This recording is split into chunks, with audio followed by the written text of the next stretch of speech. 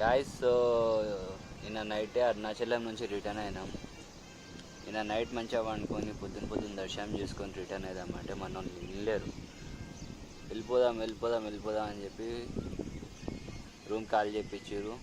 బయటికి వచ్చినాక అప్పటికే నైట్ అయిపోయింది. బయటికి వచ్చినాక మా దళిద్రానికి వర్షం ఒకటి, రాత్రి నిద్ర లేదు, ఏం లేదు. ఒక హోటల్ దగ్గర ఆగినాం ఛాయ్ తాగుదామని. ఆ హోటల్లో వీడు అనుకుంటాడు, వాడు అనుకుంటాడు. అక్కడ కోమా అయిపోయిండు. పవన్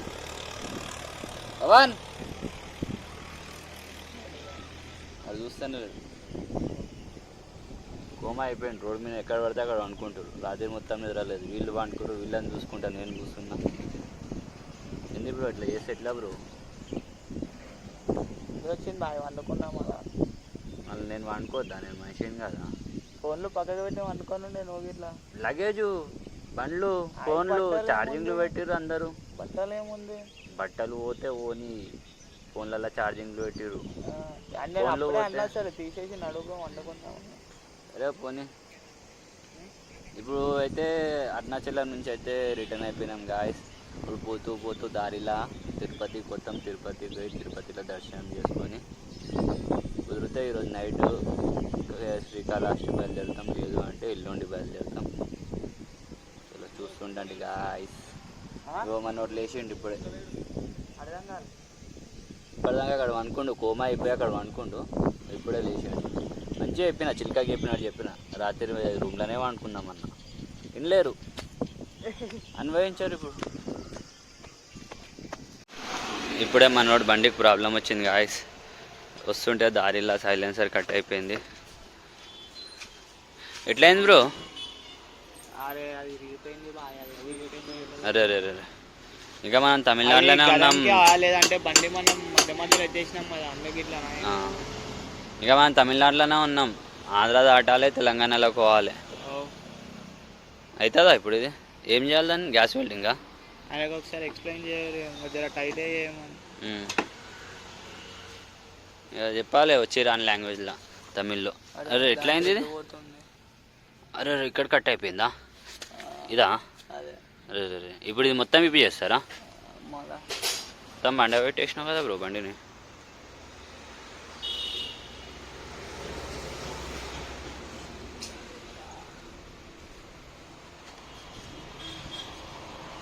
బాధపడుతున్నావా బ్రో? కొత్త సైలెన్సర్ బోనీ చేసినావు, కొత్త సైలెన్సర్ది. అవుతుంటే పెద్ద రైడ్లకు వచ్చినప్పుడు. పాత సైలెన్సర్ కూడా అన్నీ ఎగిపోయింది. నేను ఎగ్జాస్ట్ యాక్రపో పెట్టినప్పుడు, టూపో పెట్టినప్పుడు కూడా అన్నీ పోతుంది. అరే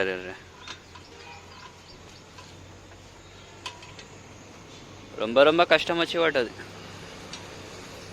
సైలెన్సర్ ఇప్పి పక్కన పెట్టిరు, బండిని పక్కన వండబెట్టిరు. ఏది బ్రో ఎట్లా ఇరిగిపోయింది ఒకసారి చూపి. అది అయ్యా మొత్తం సగం కట్ట మొత్తం అంతా. ఓకే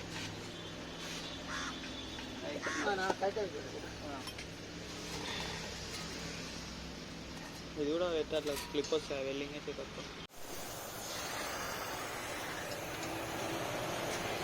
పట్టుకోవాలా కాదా?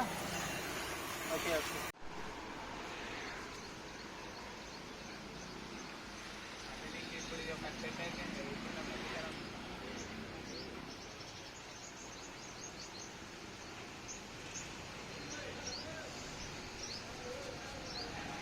తాత అయితే కోమా.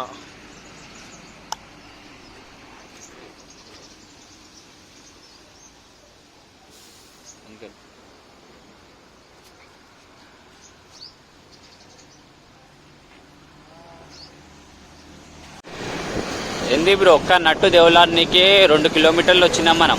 ఇగో ఈ షాపా? ఇది కాదా ముంగల్ అన్నాడు. సరే దానిలో అడిగి చూద్దాం ఆ షాప్లో ఒకసారి. అదే ఆటో అనుకుంటా బ్రో.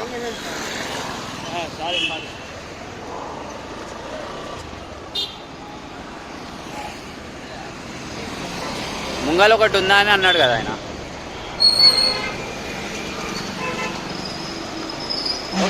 ఒక నిమిషం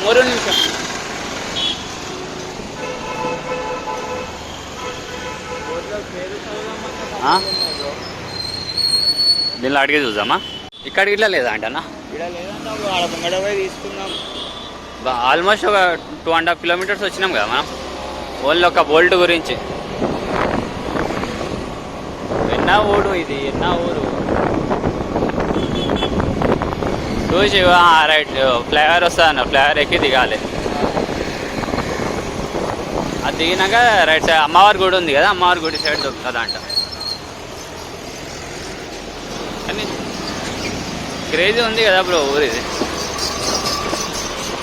క్రేజీ ఉంది కదా ఊరు.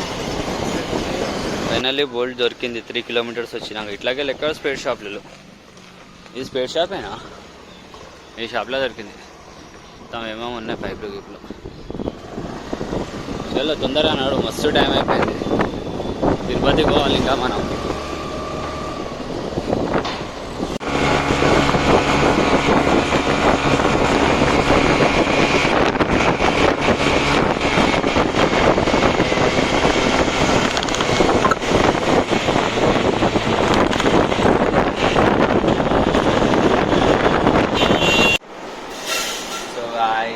ఇప్పుడే తినని కానీ ఆగినాం.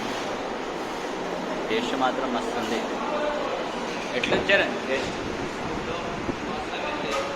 గట్టిగా చెప్పు, గట్టిగా అనిపిస్తుంది. తిను తిను, తొందర తిను, టైం లేదు, వెళ్ళాలి.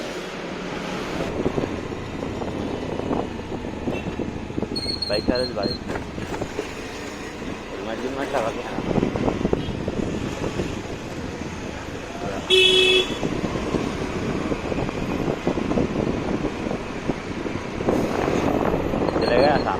कार निकाला